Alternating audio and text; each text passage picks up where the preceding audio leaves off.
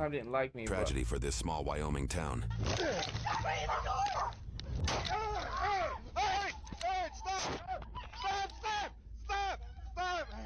This is how an officer's decision divided the state of Wyoming. This fatal shooting case contains pre-edited footage released by the Thermopolis Police Department. The footage was released several months after the Wyoming Division of Criminal Investigation reported potential police misconduct. This video will compile those findings with the edited footage released by the Thermopolis Police Department. The release details Sergeant Mike Mascoro's career, a 24-year Air Force veteran with 8 years in the Thermopolis Police Department, including 2 as a sergeant, making him second in command. It also provides essential context, describing an investigation into methamphetamine use and distribution at the town's McDonald's. Reports further detail Sergeant Mascoro suspected this after arresting McDonald's employee Derek Collins. Dude is slinging meth from McDonald's? Is that what they said? Pursuant to a warrant. During the arrest, a glass pipe was found, and Derek allegedly claimed it belonged to another employee at the restaurant. Reports do not indicate if specific names were provided. Days later, Sergeant Mascoro investigated the McDonald's with a county health inspector and Hot Springs County Sheriff's Office K-9 Deputy Shayna Cox. Reports say Mascoro observed employee Buck Larimore enter and exit the bathroom in a short amount of time. So this dude, that's right there behind this big guy, County Sheriff's squatted down. Jamie told me that he took off over here, and I came around. He was coming out of the bathroom. Okay. So. Put out my gloves on. Yeah. Inside that compartment, there's like little plastic cups. Okay. Something inside of them. After detecting what was later confirmed to be methamphetamine, the released footage cuts to Sergeant Mascoro questioning Buck. Reports later clarify he searched Buck's He did not want his face shown, huh? Footage that was likely redacted upon release. Reports say Sergeant Mascoro's interaction with Buck at McDonald's lasted about 2 minutes. First name Buck? Yeah, Buck. Last name? Buck. L-A-R-I-M-O-R-E. And what's your date of birth? 12/17/88. What's your address? I prefer not to get that here.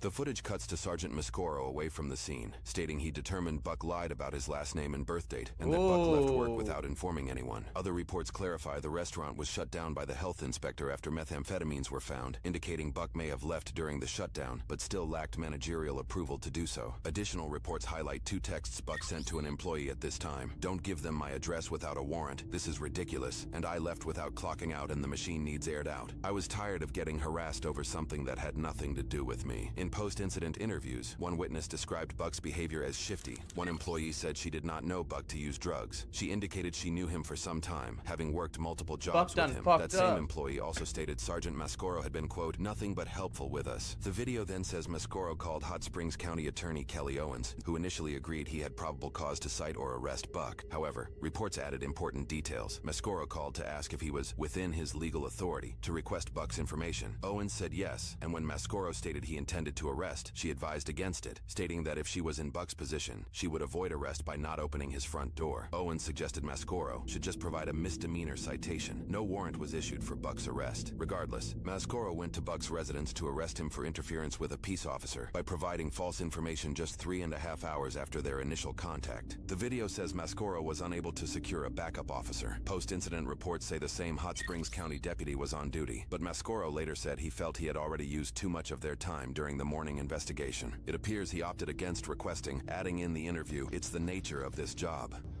Pretty good. Can I talk to you, please? Yeah, we're talking right now. What's up? Come on.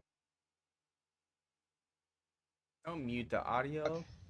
All right, you're going to jail today. Come on out here. No, I'm not. No, I'm not, it says. How you gonna tell a cop that, though? Like, he's like, "You're going to jail," and he's just like, all nonchalant, like, "No, I'm not." Door down, I will. Like, hell yeah, you are, cuz. Because you interfered with me. How'd I interfere? Come outside. It's going to go 2 ways. Okay. You either come out, or I'm going to break the door in. The easy way or the hard way? If you want me to work with you, work with me. I'm going to break the door down. What did I do?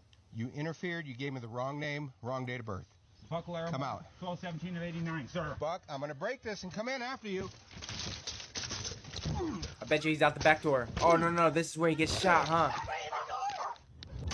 Oh. Stop! No way. Oh, I think I've seen the blood. I'm not too sure. Throw him up. Two. Shots fired. Shots fired. Shots fired. He got hit. They both got hit. Fired. Oh! Whoa, whoa, whoa, whoa. Is he allowed to do that? Is he allowed to like this? Oh, I don't know about that. Show me your hands. Show me your hands. Show me your hands. Show me your hands. Is that justified? Is that justified? Is that justified? Because I know he got shot out, right? He got shot out. It sounded like, at least. And then he stood up and backed away. I don't know if he's hit or not. I really don't know. But it looked like he was, and it sounded like he was. And then he like backed away. And then there's no shots. And then as soon as he's seen him again, he just shoots. I don't know. I don't know. Yeah, he's definitely shot. He's definitely shot, though. I see the blood trail.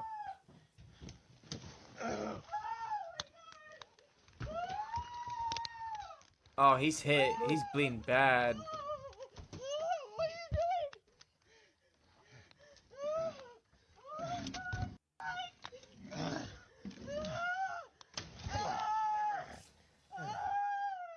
I'm sorry, but if I'm shot and I'm bleeding and someone's screaming and crying like that, that's gonna get on my damn nerves. Like, you think if this is gonna be my last moments, this potentially is my last moment, then you want me to hear that shit? And I know it's an emotional situation for her, but damn, son.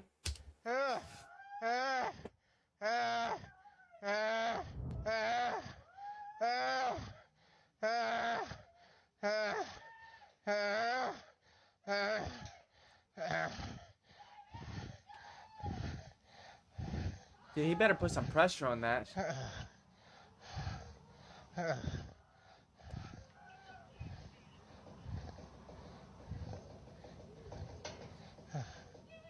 Did he even call for an ambulance? Shots fired. Shots fired. Shots fired. I need help. I'm down. I've been shot. Help. Why did he wait that long, though?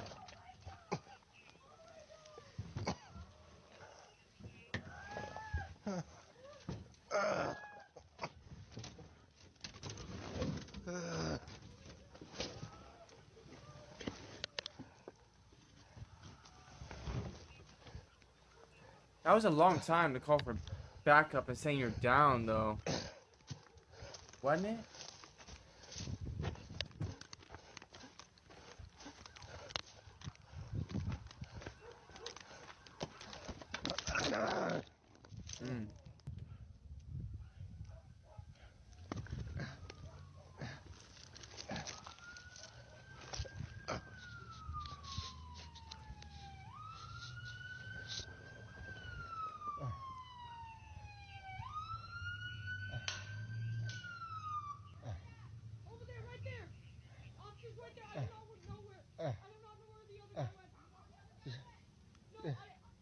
Is that a kid talking to him?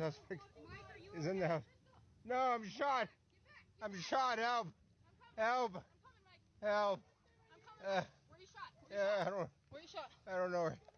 Reports later clarified the unknown voice was a child that helped Deputy Cox locate Mascoro on the ground. Mascoro later said he believed Buck was trying to flee when he shut the door, and might escape since no backup officer was present. He added that this act amounted to resisting, and created a fresh pursuit to complete the arrest. A press release by the town of Thermopolis also claimed Buck fled in the house seeking to do harm, and that by doing so, he created exigent circumstances to justify Mascoro's forced entry. The video indicates when Mascoro collapsed, he no longer deemed Buck a threat. Reports say he suffered a life-threatening shot through his arm and into his chest, the bullet penetrating his lung and exiting through his back just left of his spine. The body camera footage ends and notes Sergeant Mascoro was airlifted to Casper for treatment. Buck was pronounced dead on scene. Brandy later told investigators her husband died in her arms. She will soon be handcuffed, read her Miranda rights, questioned and submitted to a drug test which came back clean. She reportedly told officers countless times that she had never seen a person shot before. A search warrant conducted later recovered methamphetamines, fentanyl, paraphernalia, and digital scales, and says Special Prosecutor Daniel Aramuspi determined Mascoro's use of force was justified. A town press release further stated the special prosecutor cleared Mascoro of criminal wrongdoing.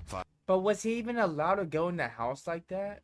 I don't know. I have no idea. 5 days later, Mascoro returned to Thermopolis to what news reports called a hero's welcome. A brigade of cruisers from several counties escorted him and his family home. People lined the streets with supportive signs, and shirts bearing hashtag Mascoro Strong were sold for supporters to donate proceeds to his family. Less than 6 months later, a local newspaper reported the investigation found Mascoro performed an illegal, warrantless breach over a misdemeanor-level crime that led to the shooting, but he would not be found criminally responsible for Buck's death. News reports say the investigative report read, quote, "No evidence other than this assumption by Mascoro. The body cam evidence is clear that Larimore refusing to submit to the drug test or give his address bothered Mascoro. Mascoro even disregards the county deputy attorney's suggestion that he just write Larimore a citation." So they said he wasn't allowed to enter the house, right? And then they said he's not responsible for the death. That's a sticky situation, because if he wasn't allowed in the house in the first place, and he killed somebody because he technically broke into their house and they shot at him,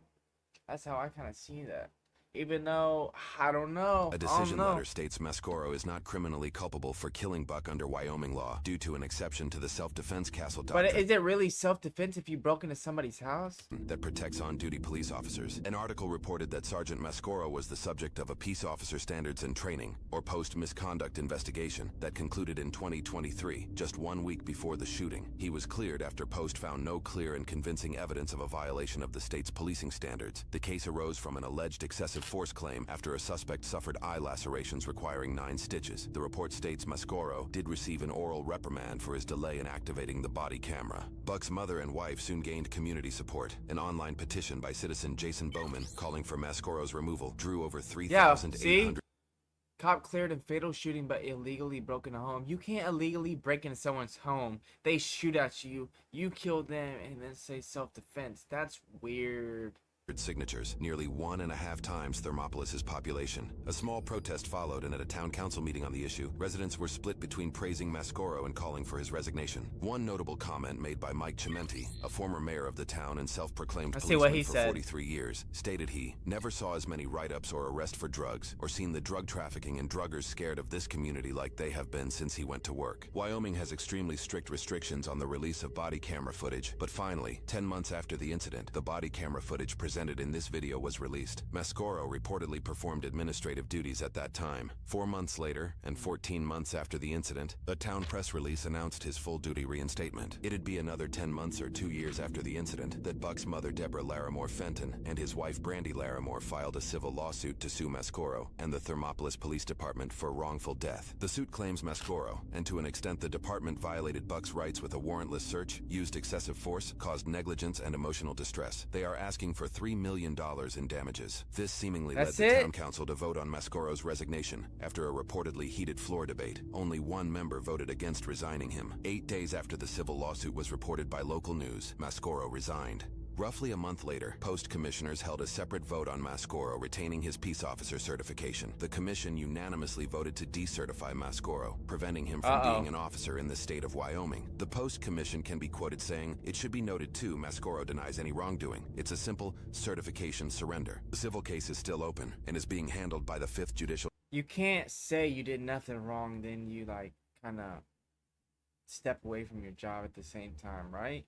District Court for Hot Springs County. Now, it starts with conversations at a door, but ends in gunshots. And people might say that the sergeant made a decision that should have never gone that far. And from where I stand, this didn't need to be a fatal encounter. And a different decision might have brought about a peaceful conclusion. But instead, 2 people collided, and unfortunately, the badge became the spark that lit the fuse. A single decision, bust through the door or hold the line. Every cop's had that moment, and every veteran knows it's the moment that defines you. If Mr. Larimore refused to identify himself, Sergeant Mascaro could have cited him for interference and went about his day. Now, was Mr. Larimore innocent in all this? Absolutely not. However, this could have went down very differently. And people love to say that cops have to make tough calls, and they do, but not every tough call needs to end with a trigger pull. Sometimes restraint is the hardest move you'll ever make, because calm authority and adrenaline always fight to take over. That's the real battle no training can prepare you for, the one between discipline and dominance. Thermopolis isn't a city where stories disappear. It's a place where everyone knows the echo. People talk, they question, and they stop trusting, and in that doubt, the bond between police and public starts to crumble. Now, seeing a cop go down is always hard to watch. Nobody wants to see that. It cuts deep every single time, because behind the vest is a human being who put their life on the line. But when the investigation's over, we are forced to ask some tough questions, and we might not like the answers. And that's the part that separates emotion from truth, but too many people run from that reality. But we have to face it, because that's what true accountability looks like.